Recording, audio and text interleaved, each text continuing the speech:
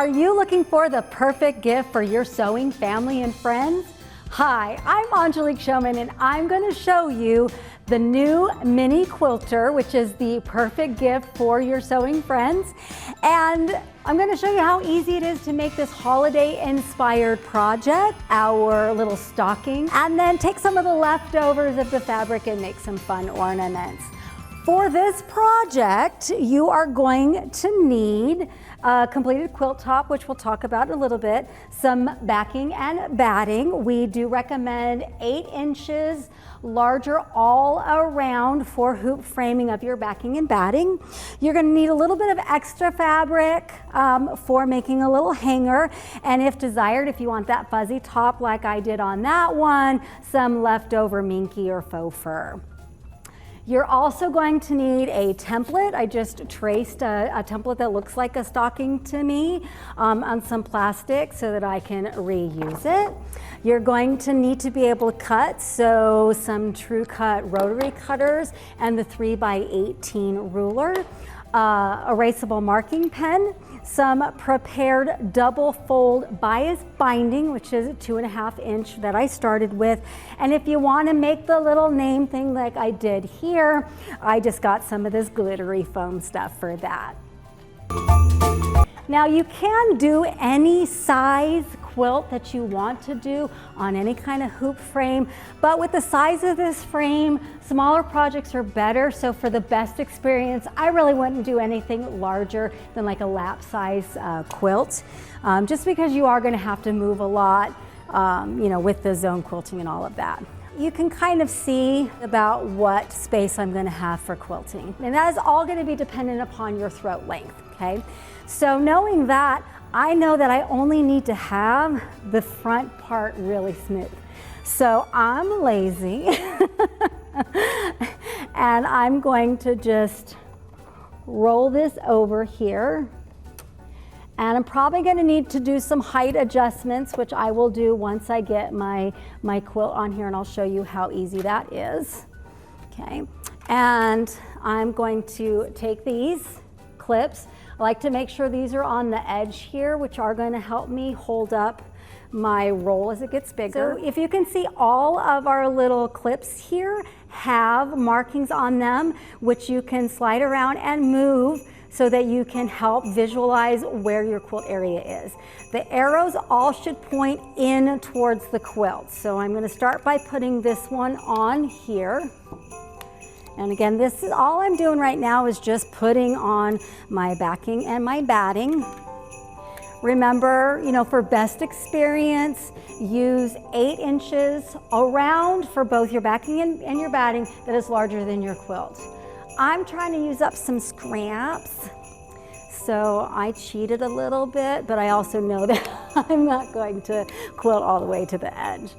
Okay, and then I can put on my fronts, and I'm just going to do this temporary again. Arrows always in towards the quilt. Now this is going to be temporary because I do still have to put my quilt top on, but this is going to give me an idea of height. Before I base the top of my quilt, I can make all those adjustments. So I'm not really going to worry yet about putting these on or anything yet, but we will get to that. Okay. So I should be able to get in here with my finger just barely, and I can, so this height may be good as is. But if I do need to adjust this, especially as my roll gets larger, it's really easy to do. There's a little knob here, and there's a knob here, and 2 on the other side, and you just slide up or down where you want it to go. And I'm just gonna base the top just to kind of help me hold this down, and then I will get us completely secured. Now that I've basted this a little bit, I'm gonna move this up. I'm gonna move it over this way, and then I can finish basting on this side and get started on my design. Moving is really easy. I'm gonna start with just sliding, and you can just kind of pull this to where you want it to be. And we'll pull this a little bit more, because I want to get right on this edge to get started. All right, so I've got that location. Like I said, I want to move it up a little bit. So I will do that. Just kind of roll it. All right, so let me show you how these work. So like I said, I like to have them on the side so they don't get in the way. I'm just going to roll that up a little bit and tuck that in. If I need less space, there's a little adjustment thing here, or more space, I can loosen that up. But then I can also turn these so I can visualize those markings that we talked about. All right, so we've got that secured. Let's go ahead and smooth it out in the front and clip our front bar on. Give it a little twist to straighten out.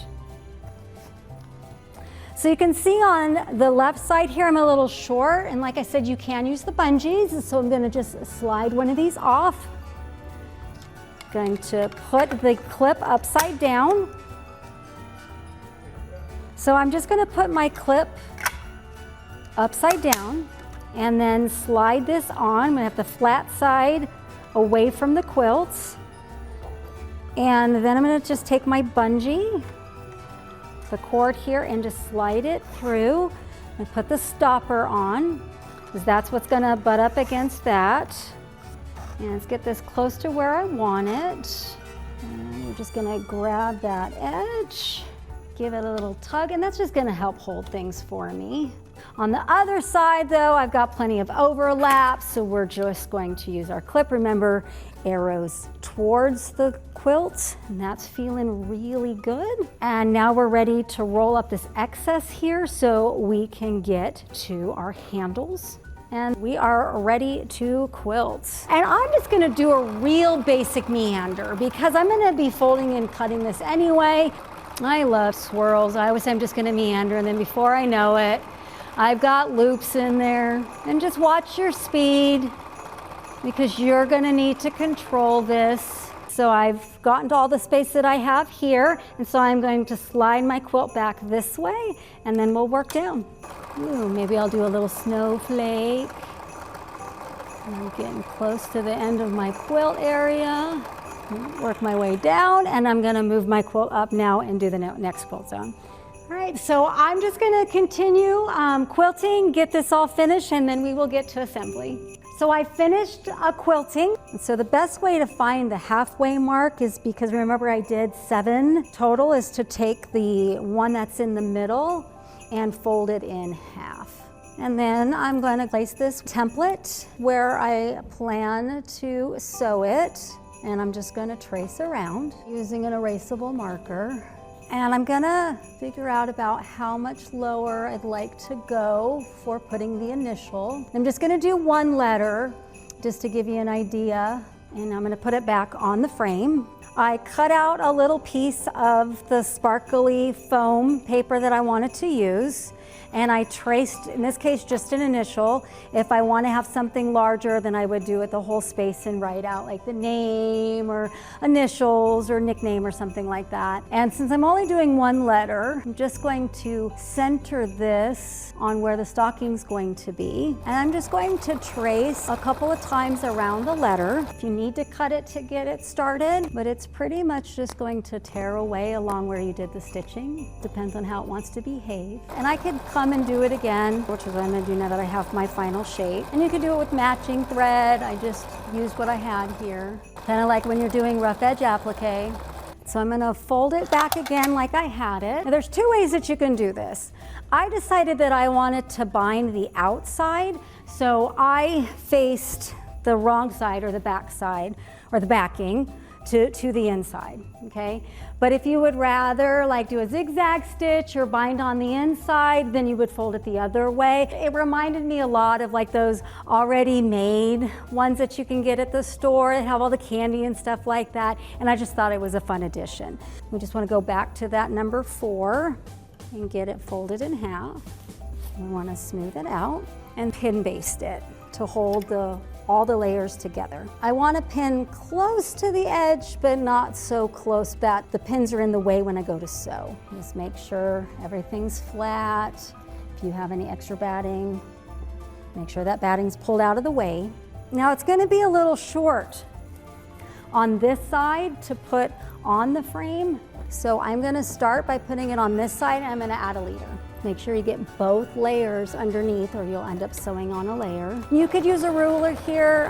My machine doesn't have a large base on it, but there's enough of there if I need to use a little bit of ruler. I'm just gonna free do it. Make sure you leave the top unsewn because that's gonna be your opening. Now I just need to come around this curve here, finish it up. I just was a little too tight on this side. And we'll have an assembled stocking. All right, so now we're ready to take it off the frame, take the machine off the frame, take the frame down, and finish. All right, so now we're going to trim it out and add our 1/4 inch seam allowance. And I'm using the 60 because this is a lot of material. There is no seam allowance at the top. That's our opening, so I'm just going to cut right on the line. Now we have our stocking, and I'm going to add what's going to be the hanger. All I took was a 3x8 piece of fabric. I folded it in half, folded my sides to match up my center seam, folded it in half again, folded it in half again, pressed it really, really good. And so before I put this on here, I want to make sure that it stays secure, so I'm just going to do a quick about 1/8 of a stitch just to lock that in place. And I'm simply going to place it on the edge here, and I'm just going to sew back and forth a couple of times. And then this is going to get covered by the binding.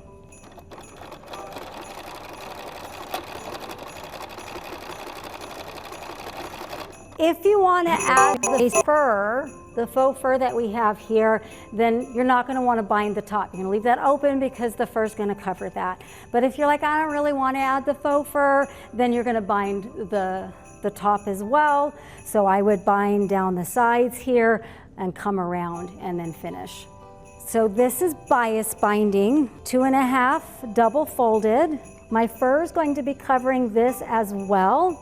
So I can actually cut this flat, or if I'm doing the other binding, that binding would finish it off as well. Because it's double fold, my plan is to just have to sew it once. I'm just gonna line that up, push it against the edge, and clip every few inches. And then the reason I did bias is because it's cut on the bias, so it's a little stretchy, which is gonna allow me to stretch around these curves.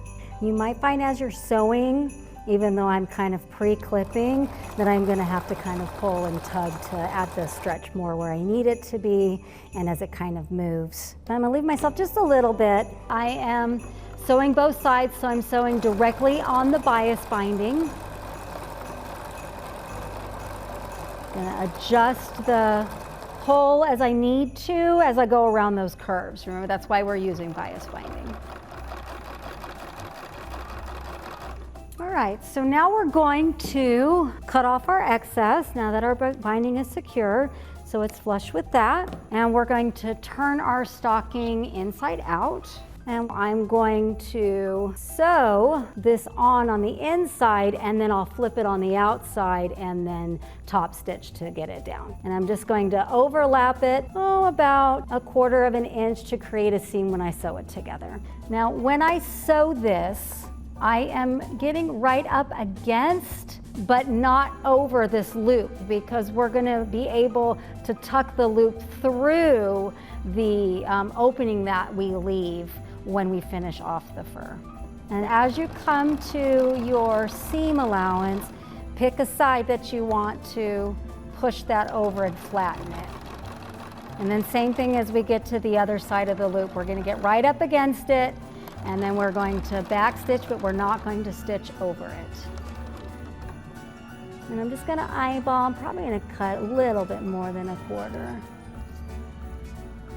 just so I have plenty of room. Okay. And we'll flip it back right side out. So I took my long piece here, and I made sure I had a piece that I cut about 1/2 inch on both sides to give me a little bit of space. And then what I'm going to do is I'm going to sew the right side, so the fuzzy side, against the wrong side here. And I'm gonna butt this needle up against, but not covering my little hook, because when we get done, we're gonna be able to tuck this through the hole that we leave. As I come to the other seam allowance, I just need to decide which side I want to push it to. And I want to push it towards the back. That's going to help flatten that out. Now I'm ready to close this up, and I definitely want to give myself about 1/4 of an inch to the edge of the actual stocking.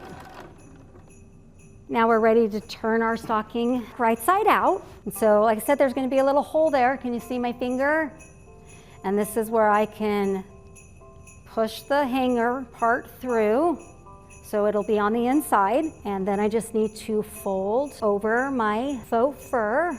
Get it lined up where we want it. If you feel the need to pin, go ahead and pin, but I'm just going to, it's over enough, I'm just gonna top stitch to stitch it down, and because it's furry, it's just gonna get covered, my stitching is gonna get covered by the fur. And then this one we will go all the way around. As you do go around, this is when you might have to adjust to make sure that your minky or your faux fur is where you want it to be.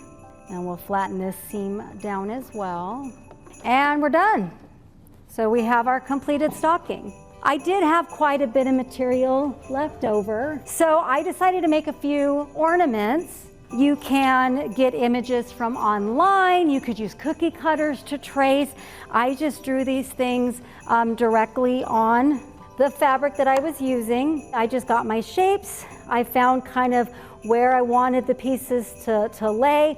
I traced around it, I took it to the machine, I sewed it, and then I cut my seam allowance. These are micro serrated, so they will fray a little bit, but not a lot. And I like that little bit of frayed look to it. So that's what I did for the bell and for our Christmas tree here, the candy canes, the stars.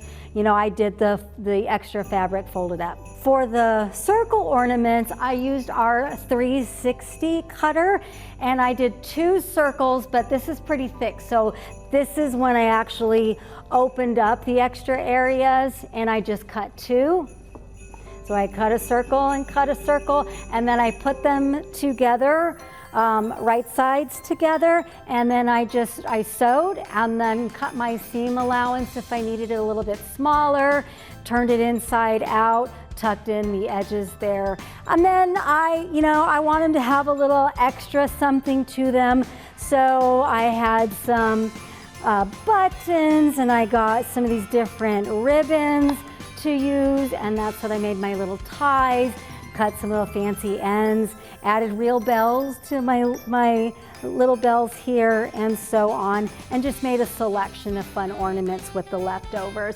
That way I didn't waste my fabric after I cut out my stocking. So as you can see, the Mini Quilter is fun and easy to use.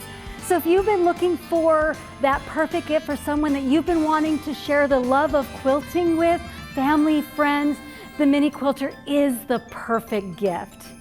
Mini size, many possibilities. The Mini Quilter. I'm gonna finish decorating my tree with the fun ornaments that I made from the leftovers. If you want more information about the Mini Quilter or this project, you'll find it on graceframe.com.